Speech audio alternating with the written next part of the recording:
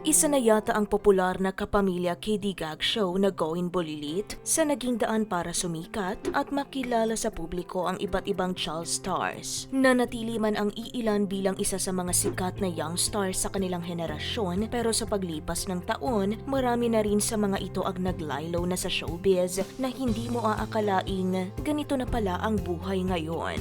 Isa na riyan ang former child actress at Going Bulilit star na si Aliyah Benisano. Pero ano na nga kaya ang update sa buhay niya ngayon? Bago ang lahat, paniguradong natatandaan pa ng mga masugid na taga-subaybay ang dating child actress. Ilan sa mga kasabayan nito sa unang batch ng Going Bulilit noong 2005 ay sina Catherine Bernardo, Charlene San Pedro, Nash Aguas, Mika de la Cruz at Miles Ocampo. Maliban sa ilang taong stint niya sa show, alam mo bang sumabak din sa commercial modeling si Aliyah? Sa katunayan, ito ang mas madalas na proyekto niya at naitampok siya sa iba't ibang TVC. Sa murang edad pa lang hanggang sa magdalaga ito, dito na siya mas nakilala. Si Aliyah ang bata sa likod ng sikat na commercial ng Bear Brand taong 2008 kasama si Vilma Santos, kung saan ito ang first ever TV commercial niya. Ilan pa sa popular na TVC nito ay ang TNT, Jollibee, Colgate, Skin White, Nips, Pond's, Argentina at marami pang iba. Kaya naman marami na lang ang nagugulat na si Aliyah pala ang napakagandang babae sa mga patalastas na ito. Minsan din niyang nakasama ulit ang kabatch niya na si Catherine Bernardo sa isang Pepsi commercial. Sabi ni Aliyah sa isang post,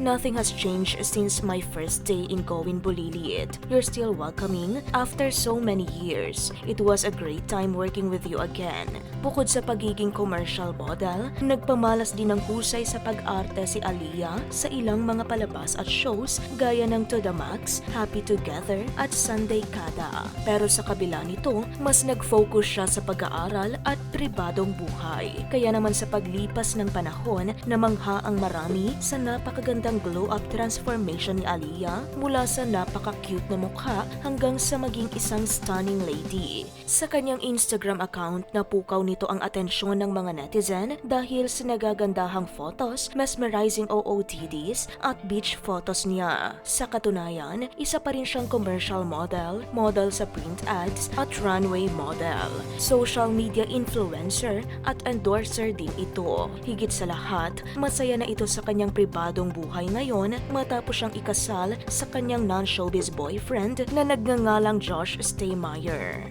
Makikita sa ilang post ng 24-year-old na si Aliyah na noong October 30, 2024, naganap ang wedding proposal at nitong November 12, 2024, nagdaos naman sila ng isang simple yet intimate wedding ceremony sa Makati City Hall.